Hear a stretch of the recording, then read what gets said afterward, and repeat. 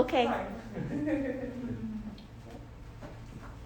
Hi, everybody. Hello, and welcome to our session. Thank you so much for coming. So we're actually recording for live Instagram feed, and then this will be available for folks later on, but we're only capturing the panel, so you're all kind of, you're safe. Thank you for attending our session, Conflict and Care, an intergenerational, transnational dialogue between feminist scholar activists. Please enjoy the candies that our group is offering to you as an expression of our care to all of you, and as a thank you for showing up, late on a Friday afternoon. Everybody needs a little sugar boost at this time, right?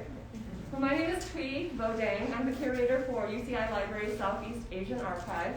And I'm joined by my friends and colleagues in this session, which we put together as a means to highlight a new publication in a special issue of Amerasia Journal on critical refugee studies.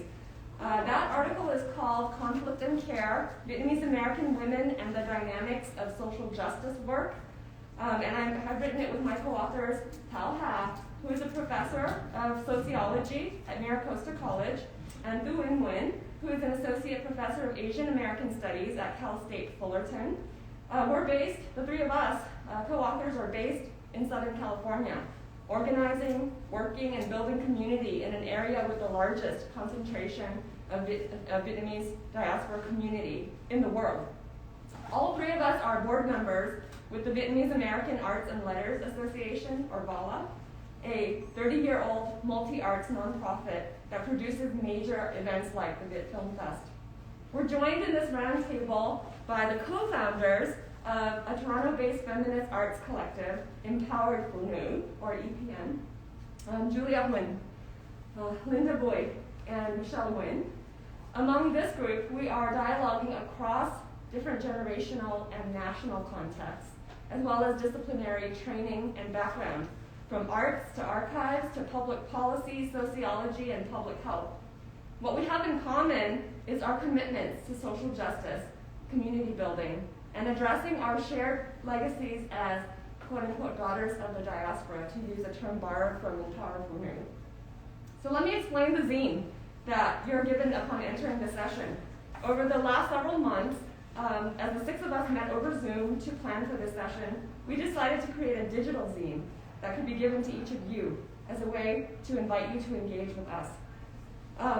To engage with and think through the questions that we have all been grappling with in our work. After our roundtable discussion, which is being recorded and live streamed on the EPN social media channel, we're going to stop recording, and at that point invite you to reflect on the questions that are in the centerfold of the zine, and if you're inclined to share with all of us your thoughts. So before I pass the mic, the metaphorical mic, to my co-authors, I want to share a little bit about what the piece meant to me.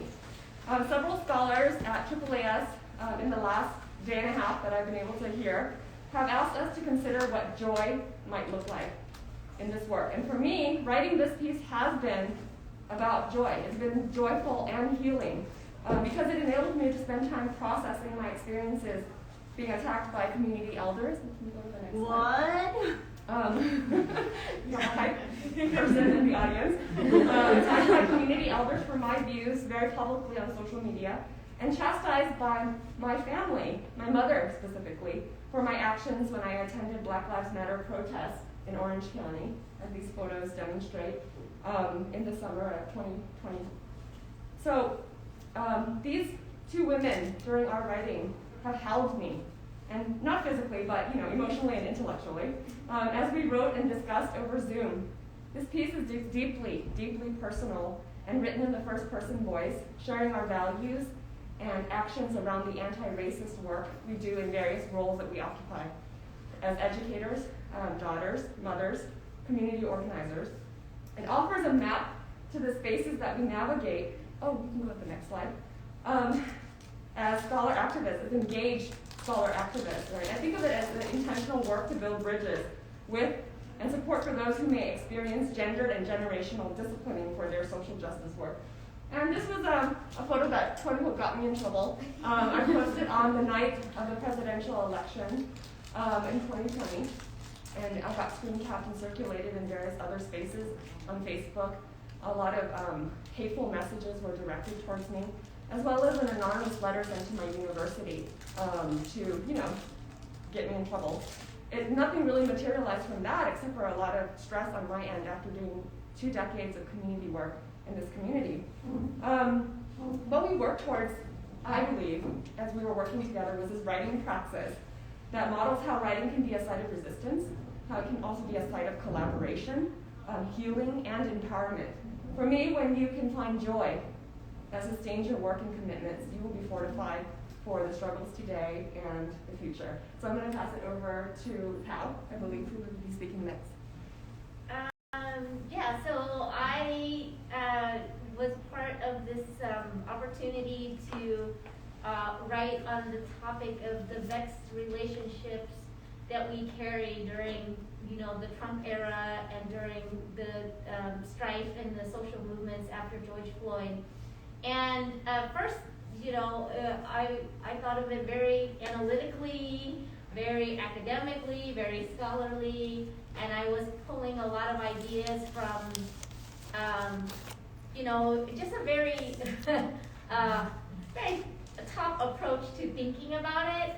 And when I was writing through it, I would get emotional, but I would check myself and okay, go back to the academic speak or the language. So it was very refreshing when we shifted gears and started, and we're asked to be more personal about our experiences, and so that opportunity to share in the various spaces that we have to navigate as activists, as scholars, as educators, but as human beings. And as human beings, being women, being Vietnamese women, the generations that we come from, the families that we have, the communities that we live in and work in. So trying to piece all of that together through a personal narrative, I felt it was refreshing and it was healing, but it was also very nerve-wracking because it was I have to share stuff that I'm not sure I really want to share. Maybe in a journal, but not in a personal journal, diary, but not in this kind of academic space. So the end product was that, and what was beautiful was to see how similar our experiences were when we met and were able to discuss the pieces that we wrote separately. So for me, this is a picture of me at the protest, and I had posted it on social media, and I got a lot of backlash, not the type of public one that Thúy did, but as a professor, some of my students, former students that were questioning, the issues that were at the time, and then some, but then my mother, who was so embarrassed when she learned about this picture and chastised me and in Vietnamese, just gonna disown you, just for being myself. So that was painful, but in the article, we talk about reconciliation and how we use care and love to navigate and continue keeping relationships with people that we cherish and we love. So I'm getting emotional talking about it because it stays with you, and so it's I think it's going to be lifelong. These processes are lifelong because the work never ends. But we don't give up, and we got to stay with our principles. So thanks for letting me share. Thanks, Thảo. Hi everyone, my name is Nguyen, and I'm a professor at Cal State Fullerton. And when the protest started in 2020, I was actually teaching in person, and I had just returned from leave. My husband had passed away from cancer, and it was my first semester back teaching on campus, and it was a very hard transition for me, and as we all know, when the pandemic started, we had to pivot and transition to online learning right away. And the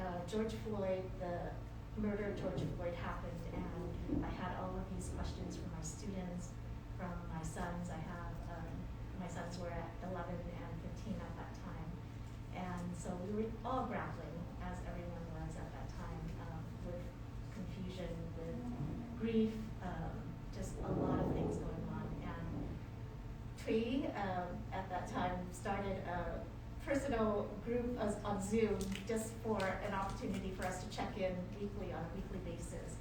And it was really healing for me personally, because it was a space where we were all women, mothers, and able to check in and talk about what we were going through on a weekly basis, trying to deal with the pandemic. And Thúy mentioned that she was writing an article with Thảo on the protest and what they were experiencing. And she invited me to join, and I'm so glad that she did, because it really helped me to process the feelings that I was going through at that time. And in the piece, I talk about heartbreak and the grief that I was going through personally, and how everything that was going on globally triggered a lot of these feelings of private grief, right, that we often feel. And this was something where I think I didn't have time to really reflect upon until I put it down in writing. And I still feel like grief is something that you're always processing, right? And it never ends. Grieving is a process that is very individual and very private. But writing this piece gave me a chance to connect with others who were also going through their own grieving process at this time. And it really helped to heal a lot of the hurt and anger and turbulence that I was feeling at that time. And so the piece goes through our reflections collectively as activists within the Vietnamese community. And these are some pictures of the Little Saigon Stop Asian Hate protests and rallies that were going on in the heart of Orange County in Westminster, Fountain Valley, and this is at Mile Square Park. Thúy and I, we were able to attend one of the rallies, and you could see in the audience there was a lot of people from different backgrounds, not just Vietnamese, came out, but a lot of people from younger generations, older generations, and it was very, I think, diverse in terms of those who came out. And you can see on here some of the signs that they had. These were all created at home, and people brought out their children, their grandparents, and it was really wonderful to see the community bonding that happened. But on that same day, across the street, there was also a Trump rally that was happening. And so it was really interesting to see the duality, and this is something that's ever present in our Vietnamese communities, the contradictions, right, and just the disparate views that we're constantly dealing with. And if you go to the next slide, you can also see just the crowd and kids making signs, and people were going around Mile Square Park. So it's a Mile Square Park, so it's 4 miles, and we walked all around the park, and people were holding up signs. Some were handmade, and some were printed, but cars would be driving by, and they would be honking, some in support, some not in support. And so it was really interesting just to see the Vietnamese community come out to support and to also make their voices heard. There was a woman who approached us on that day, and she was just curious. She was like, "What's going on?" And she asked a lot of questions, and so it was also an opportunity for us to educate ourselves, but also others, about these issues in the community. So I'm just really happy to be able to be involved in this and to be a part of this learning process with everyone. Should we turn it over to Julia? Yeah, so we invited, so I don't know if you can tell with our masks on, but we represent very different generations of scholar activists doing this work. And so Julia, Linda, and Michelle are doing their own kind of activist work, engaged activism in their community. And we thought, how wonderful would it be to share this article with them? It was behind a paywall, so you had to, if you want the article and you can't get it, please email me on the Zine. My email address is there, and I'll send you a PDF. We sent it to them and invited them to read and think through and respond. And we put together this session so that we can have a dialogue among the 6 of us, and also raise some of these questions for you all as you're doing work in your own community. In whatever level of engagement you have, I think some of these questions are really relevant, especially I think, in light of the contradictions that we often hold, right? The weight of the contradictions that we carry in our community. How do we continue to hold that weight without it breaking us, without us buckling over under the pressure and under that weight? So I'm going to turn it over to these 3 fabulous ladies. Thank you, Thúy and Thảo and Ray for inviting us to also participate in this discussion.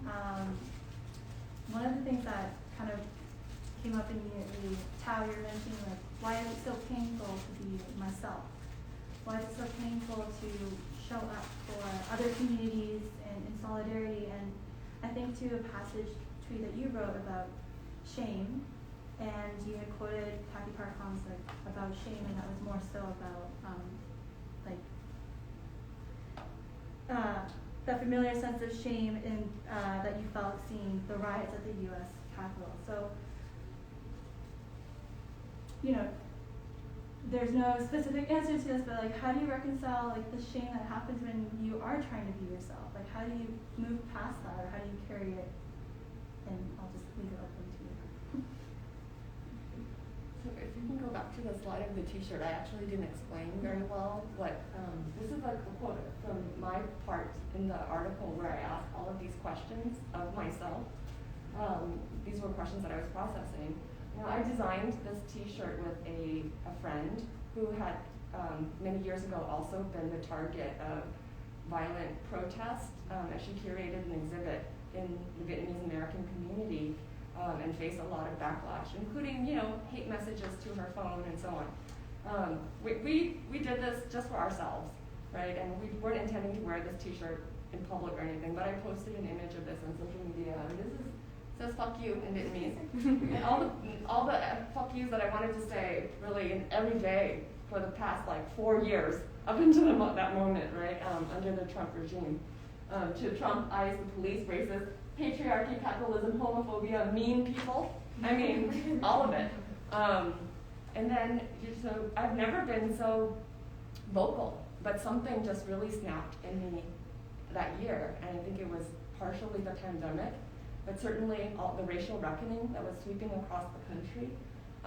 And the shame that Julia mentioned that I wrote about was the shame that I felt from having a degree in ethnic studies and yet still not being able to reach those community members that I saw as, that were anti-communist, misogynistic, also spewing a lot of hate about me personally at that moment. Yet I still also saw the power differential between us, that I had access to institutions and higher education and institutional support in many ways that they never would have as elders who had fled the Vietnam American War. So recognizing that, that I always carried that sense of guilt of needing to, and I work on, preserving the history of Cambodian, Hmong, Lao, Vietnamese diaspora. So I know the weight of these histories and that we carry. So that shame was really about, for me to say it out loud, for me to name it, and for me to continue to work through it.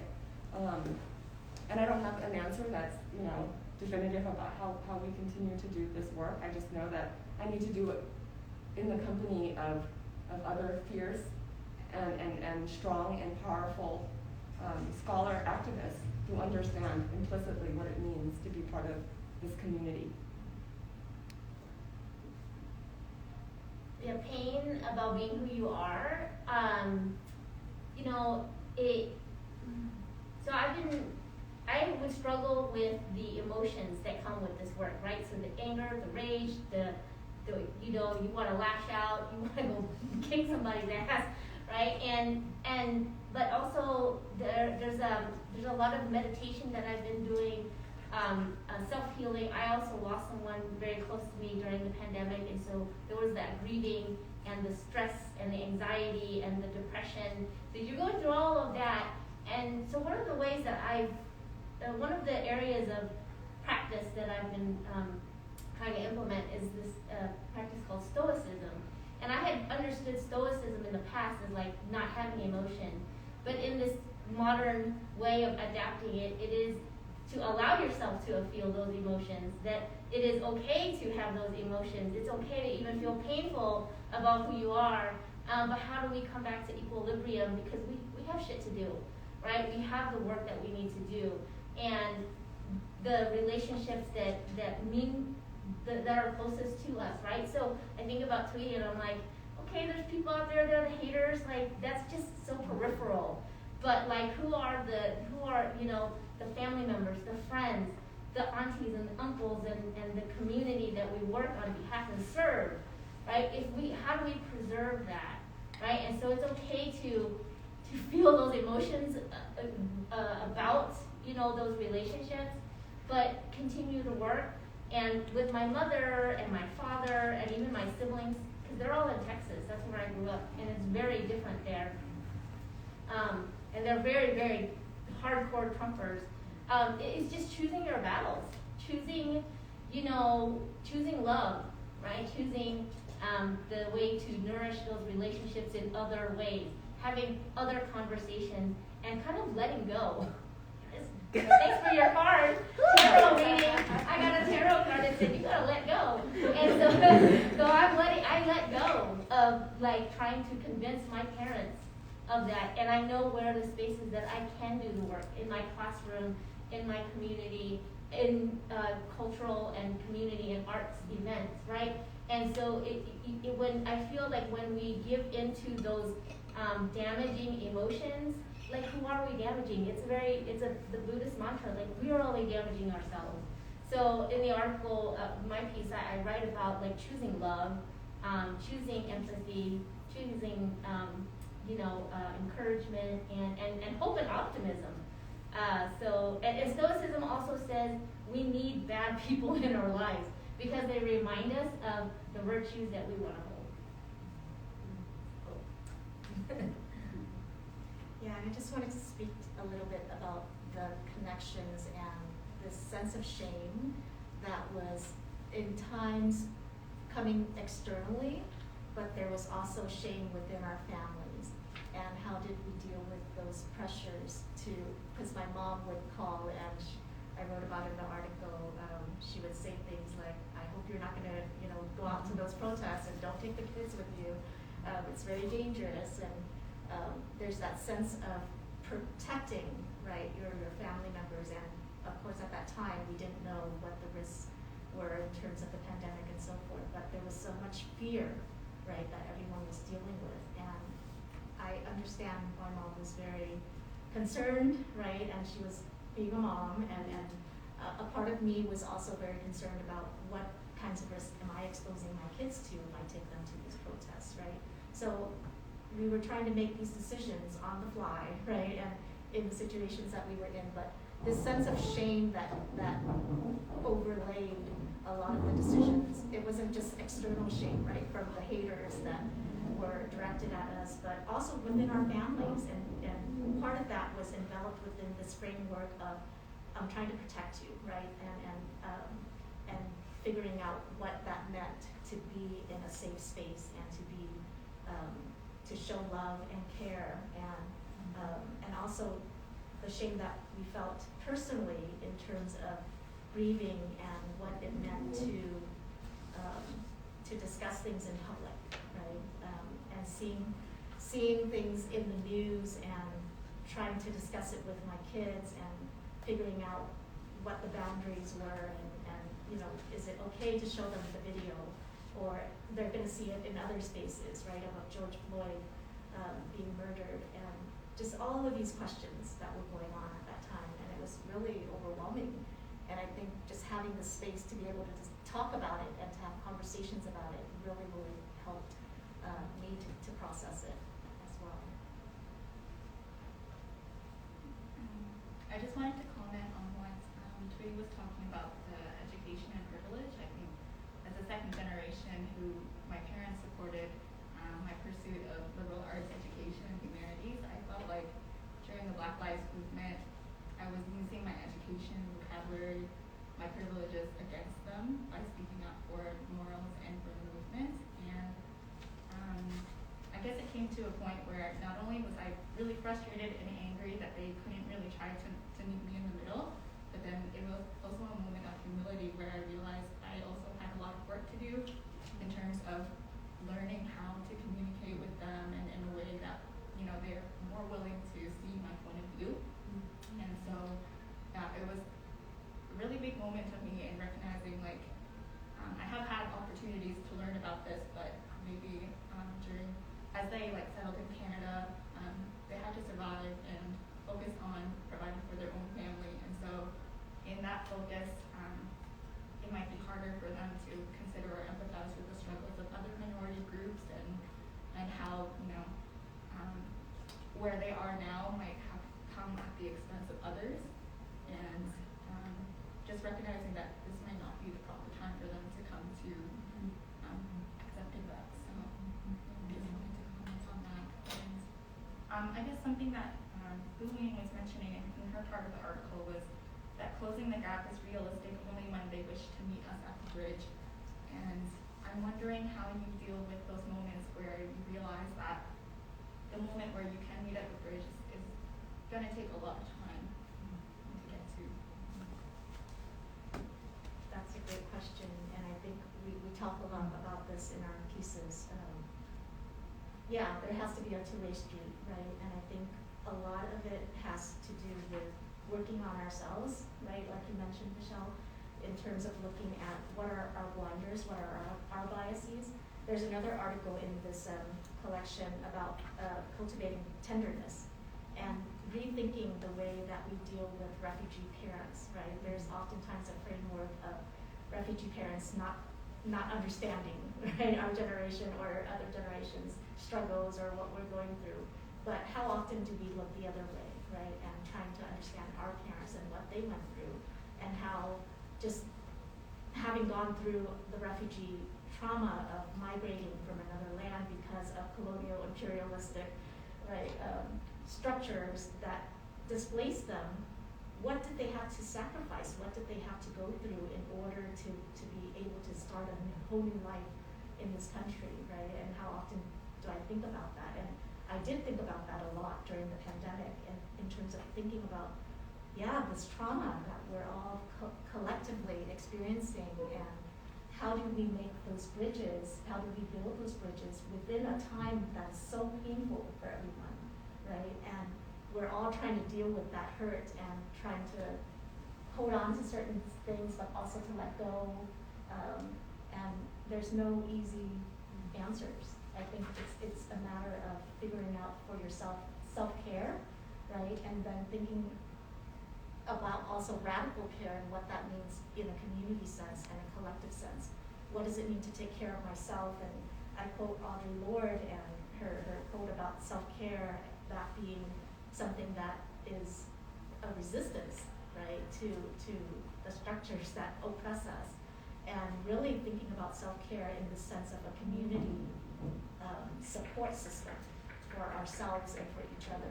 That's not just about taking care of ourselves, but really taking care of each other, right, in the process. So it's a whole process that constantly is in development, I think, and I have no easy answers to that very, very hard question. But I think you're leading into that with the observation about, beginning at the place of humility and love. I think transforms the way that you are able to do this work. So even, I think, to your point about, when you realize that there's still a long way to go until you get to that place where you can meet folks in the middle, people that you care about. Never mind these very vocal and violent haters, but like your own family, right? Already separated by class and historical circumstances. How do you? I think for me, the moment that I realized that there's still a long way to go, I pivot to thinking and putting my energies towards what Thao was mentioning earlier, in the spaces that I can build, the spaces that I can affect change, the spaces that nourish me and help me with that kind of care that Huỳnh is talking about for myself and my soul, right? Doing the work that really is about sustaining your own fire so that you can continue. But I think understanding, like coming from that place where you do understand that some of their reactions are historically contextualized, right, in that very real pain that they continue to carry. And too many times, though, I've seen members of the Vietnamese American community leverage that and manipulate that pain, that refugee trauma, and use it in very public ways for their own gains, for individual gains, whether it's about getting a political position as an elected official, right, or to incite people to share their own views. And this goes for a lot of the people who are being really vocal in their support of Trump in those years. How do we hold them accountable, though? Despite the things that they've been through, I still believe that justice looks like holding them accountable. They also need to confront the ways that they are manipulating others in the community with their trauma, using this refugee trauma narrative. So it is our work, I think, as community organizers and scholars and activists to keep pushing that conversation, to keep pushing them to these questions, for more people to get into the struggle and think through. And I have to say, I'm so inspired by your work in the arts, in arts organizing, and other folks of your generation that have built platforms in the last several years to do things like translating social justice terminology, making like really accessible like social media memes and so on that can help us explain to our parents, like the Dear Asian Parent letters that were circulating, those types of things. I've learned so much from following these things that have developed in the wake of the racial reckoning, but they're coming from younger folks with better tools than we had, and we're learning from you and taking that cue. So keep doing that work, and ask for support from those of us who've been doing it a while, and then share your knowledge. And that's why we brought you here, was because we really truly believe that we can learn so much from you. I think when I was reading the article, I was in tears because just so much resonated, and even though our contexts are different, like generationally, where we're situated from Toronto region area in Canada, but a lot of it, it felt like you're our mentors in a way. Just the piece around family, like the difficulties in reaching them, and Tao's essay writing about your mom or your parents showing love through food. All of that really resonated. I guess it's on the one point acknowledging the reality that we're living in with all the challenges. How do you remain critically hopeful when it feels like super overwhelming at times? And yeah, for sure, self-care, compassionate care, everything is so important. But I guess your advice on that. Are you hopeful? Are you hopeful? we have to ask if they're hopeful. I look at the big picture of our human experience, and if you look at history, long history, recent history, different countries, different empires, different cultures, different communities, there's strife is always around us. Death is inevitable. War is a consistent. Violence is there, and I wonder how much of that is magnified, right, because of the access to information today that we never had, maybe 20 years ago. So the way I stay hopeful is, I guess I'm gonna just say it's shit happens. That's life. And what we choose to focus our energies on is it's our part in the collective of work. We can't do everything. We can't change everything. We can make the impact where we make, and if you can, I mean, the joy, right, and the rewards, like the intrinsic reward of knowing that you made a difference in some way, in somewhere, in some capacity, like you should honor that, and take that as an everyday thing, because when we start to worry that the Supreme Court is going to do this, and the governor is going to do that, and then this group is going to take away that right and this right. But if we look at the big picture, the justice is a pendulum that swings, and in the Proverbs, like the arc bends towards justice. So as I see progress and movement, and anytime there's a setback, we just have to work a little harder in our spaces. So that's how I remain critically hopeful. Is that belief that what you're doing, what what we're doing makes a difference in some way. Yeah, and I think if you look at the different contexts of the photographs that we've shared, these are all very locally based efforts, right, that we're engaging in. And so we're all coming at it from a situated knowledge about our community and its history, grounded in our work with the organizations that have served the community for decades. So knowing that impact that you make locally might have this ripple effect outwards. That keeps me hopeful. That it might be one really small thing that I do, but that it could potentially change, right, the way that Vietnamese Americans in Orange County think about Black people. I mean, that was as simple as that. I think, how can one conversation that I have at this rally, or at the other one, or at the one before that, how can that help shape somebody's thinking? Yeah. I just want to add last thing about self-care. Like, honor your pleasures. Like, think about what brings you pleasure. And it's not like pleasure, I got to see you all, yes, that's great, joy. But your personal pleasure, what is it?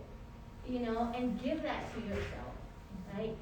Because that then, that's that nourishment that I felt really good doing that. Buying myself something, or massage, or whatever it is, right? Whatever it is that brings you joy. I worry about people, folks thinking that, sometimes in our activist work and our Marxist-leaning thinking, right, that we have to suffer for some reason to go through this. And I just don't think that. I think we have to give ourselves pleasures to continue the hard work. And then how many times did we actually laugh out loud while we were writing, Yeah. right, together? Yeah. Some of these things are the ridiculousness of things. Yeah, definitely laughing helps a lot. And there's actually a book called Pleasure Activism, and it's a great book.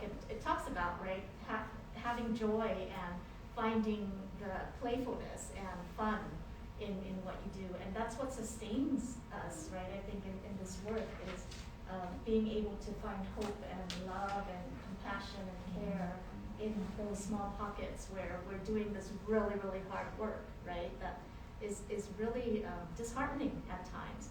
And I was going to say, what gives me hope is seeing the connections that are made between younger generations with older generations, and all these cross connections.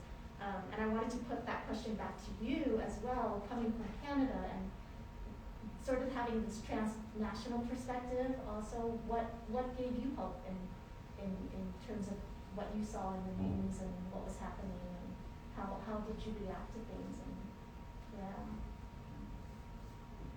having a community of care, right? And to plug our group, Powerfully New, we were able to get started basically during the pandemic. So we had a cohort of 8 other Vietnamese women in the Toronto area as well, and we had never met. One of them was in the room too. So being able to meet over Zoom to just chat through creative prompts, but just be able to rant about what we're going through and our feelings. Sometimes you don't realize how much you need that space when your world has just dwindled down to just your immediate family or whoever maybe you're living by yourself too. For the first year of the pandemic, I was on my own, very isolated. So I think that had definitely given me hope. And I turned to Michelle. Yeah, I was gonna say, like, knowing that I wasn't alone and having these conversations with my parents, like, you know, right-wing ideology is not just only contained in the US. And I was really surprised to see my own family members be Trump supporters.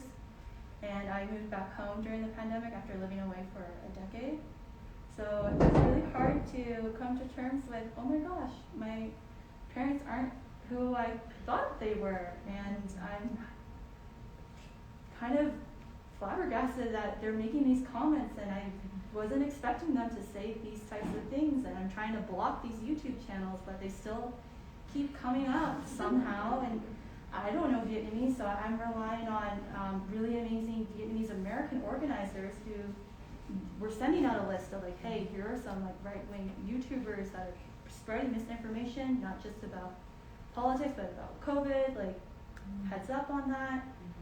So knowing like, okay, I'm not the only one kind of grappling this, because I also felt a sense of shame to even want to share that with my friends about this, because it was like an idea of like, oh, we're Vietnamese Canadian, like I don't really know why my parents are tied up in American politics, like this has nothing to do with us up here, right? We think that. And some reactions from friends being like, oh my God, your parents they support that, or hearing from other people saying, yeah, I'm having a hard time having these conversations and talking to my parents about why Black Lives Matter is, like why this movement is happening and why it's important. And I've shared so many times with Michelle and Linda, like through our amazing like weekly chats, but like, sometimes it feels like I'm going 2 steps forward and then the next week 10 steps back. And like you said, how it's knowing when to choose your battles.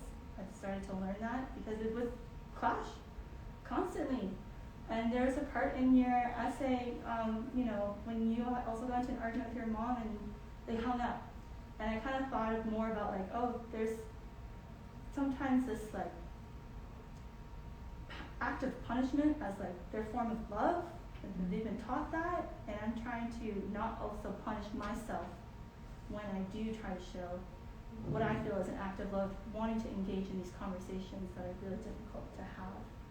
So yeah, all that I can share is just like I'm so grateful for the space that EPN like holds, and for our cohort just to be open to have these conversations. Like we all come from very different backgrounds in the diaspora, like not just South Vietnamese and Northern too. So like having that discussion of those, you know, other interpersonal conflicts in the community, and just being open to that and being included in the space too. And again, like I just want to give a shout. Like we're not the only Viet Canadian collective. Like there are others that are doing this like grassroots like groundwork. Like Balvey Collective, they've done a lot of like translation for stopping misinformation spread about COVID. And there's an informal Viet reading collective. Like we're trying to also cultivate this space, but it's really inspiring to see what other youth are doing in America and how we could also try to model that in Canada. So related to Julia's list of resources for Vietnamese Americans, a young person from Los Angeles started The Interpreter, which is a news aggregator of reliable news sources and translating those into Vietnamese, right? Because the prolific kind of disinformation campaign that was happening in the Vietnamese community was contributing to a lot of the conflict. And then Fact Check, which is a project from Pivot, the Progressive Vietnamese Network, Vietnamese American Network. It's another source that is trying to do, you know, fact checking and sending out more credible sources of news. So there are these resources that have just recently been formed and distributed in our community, and I hope we'll see changes in the next several years. I'm hopeful for that too. Yeah, I mean, I just wanted to add on to what Linda and Julia said. Like, I'm hopeful because of the work that I'm seeing throughout different groups and on different levels too, and the transnational connections that are being made as well. Because a lot of what was happening in the U.S. prompted, I think, Vietnamese Canadian youth to think about how does this affect our reality and our relationships with Black people, with Indigenous people, and are we doing enough in Canada compared to what's happening in the U.S. even though the circumstances, the context might be different. And so for me, having been a part of UNAPSA, which is the Union of North American I found hope through reconnecting with individuals who, before we hadn't been able to talk about these sorts of topics that brought us to a common ground, but now that we were able to engage and share resources with one another and try to understand, okay, so this is what happened in Canada, well, this is what happened in the US, like where can we find solutions together?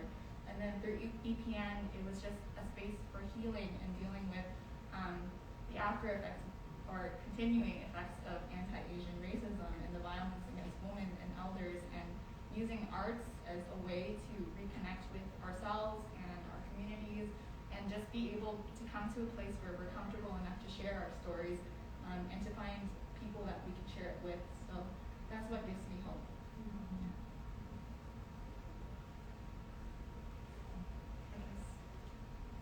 Should we continue or shall we maybe? Yeah, maybe Because that's the a transition point Oh, we into. did put the QR code up. Oh, yes. So before, with those of you who were walking in before we formally started, we were playing some music, and it actually, in our collaborative sessions on Zoom, we also put together a playlist that we'd like to share with you. So it's like everything under the sun. There's some new wave, there's lots of good stuff, but it really is vibes for the way we want to see our collaborative work, and we hope that you'll enjoy it too. There's some good Depop. But please get some candy. There's some markers on the table. Should we stop recording for this? Oh, yes. So if you open up the center folder, and I noticed that some folks are already writing in it. These were the questions that we thought might generate some ideas